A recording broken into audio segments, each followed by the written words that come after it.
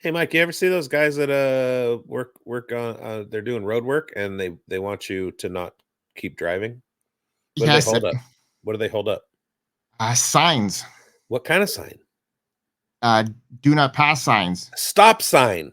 Ah, Yeah, stop. That's what we're talking about today. Do not draft. I'm holding up a stop sign. Producer.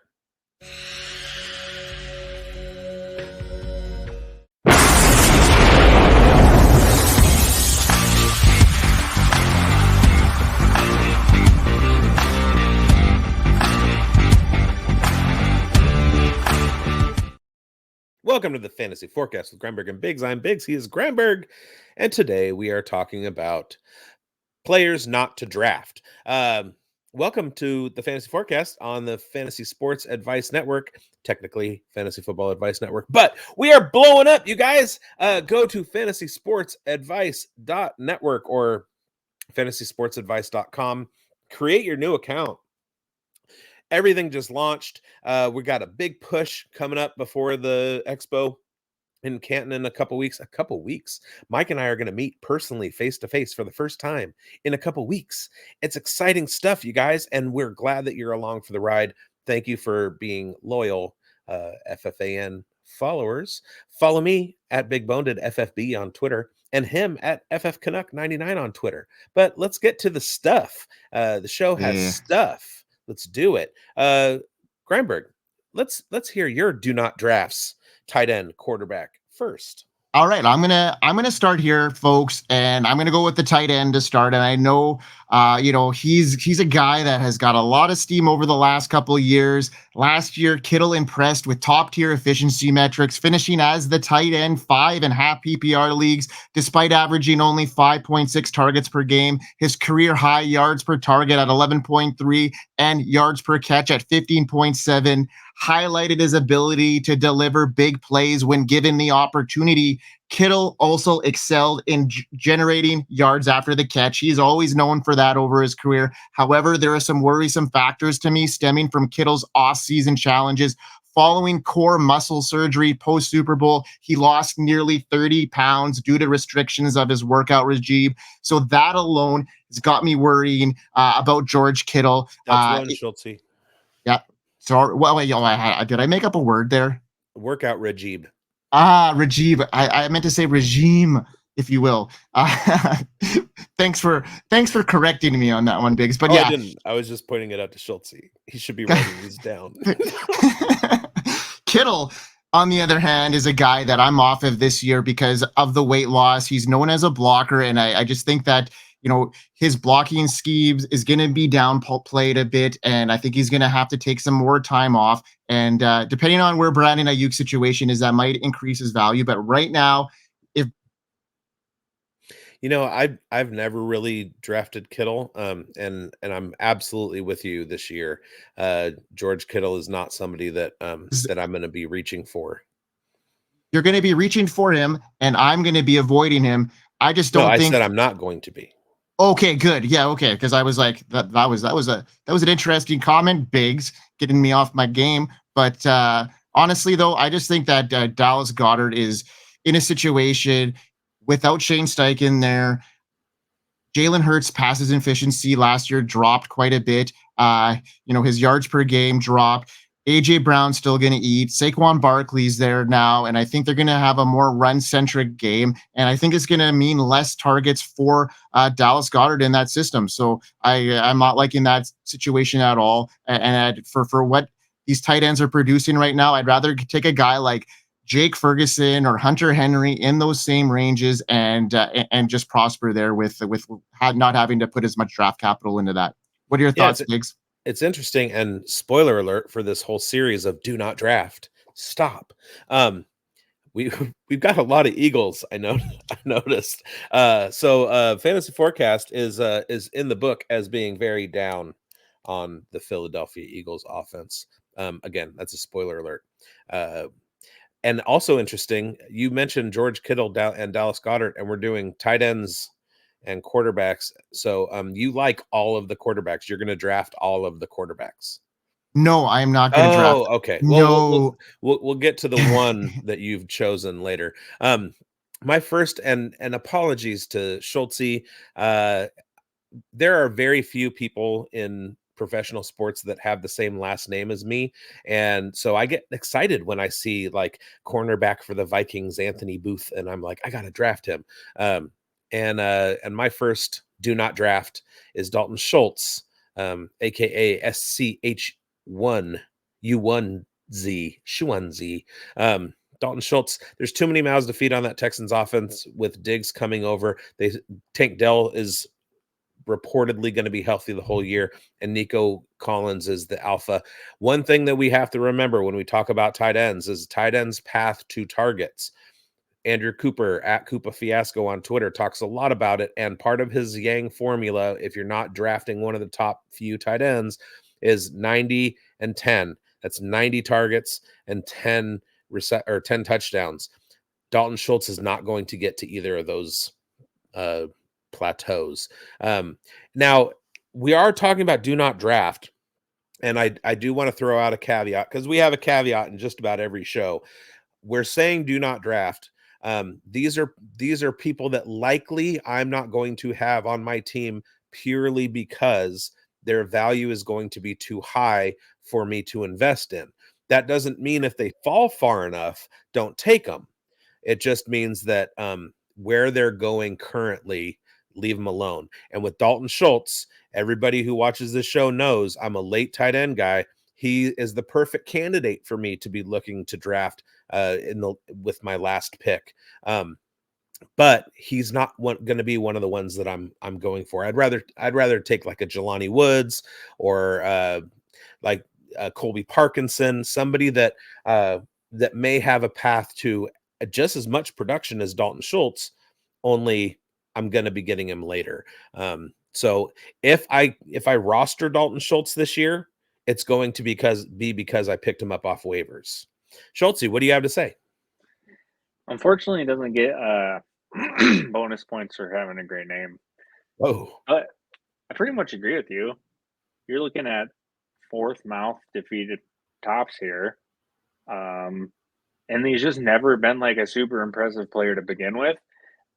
Yeah, I'm just not in on Dalton Schultz, and he's not going to get the volume we need. And at this range, what do you probably get? Pat F probably around the same range. Like, yeah, there's a dude right. I'm all over. And then, yeah, I'd pass on him. I'd wait a long time, because you mentioned Jelani. You can get Jelani way late.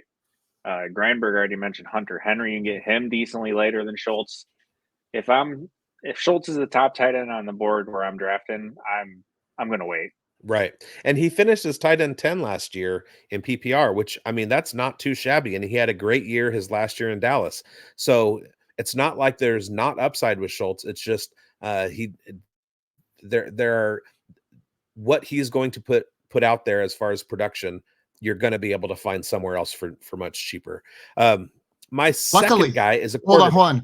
Hold on. Luckily our Schultz isn't, as inefficient as Dalton Schultz is, right? I mean, he has. I mean, sometimes. Yeah, exactly. No, we did draft him. Bye. Okay, so I'm going to go to quarterback because that's in the spirit of the show sheet, Mike. And I'm not drafting Will Levis at all.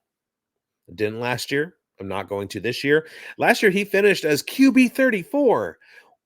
Wow, that is worse than 32 teams. There's 32 teams in the NFL, and he was passed by 33 quarterbacks.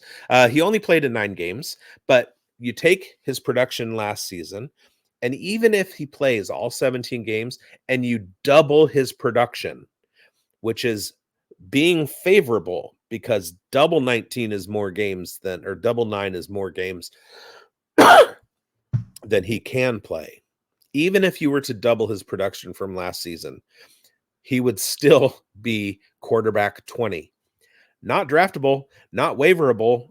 I mean, it's just like you put the blinders on Will Levis and you forget it. No mayonnaise in your coffee. No eating banana skins. It's just no Will Levis. With that, Mike, who's your quarterback? Spotlight.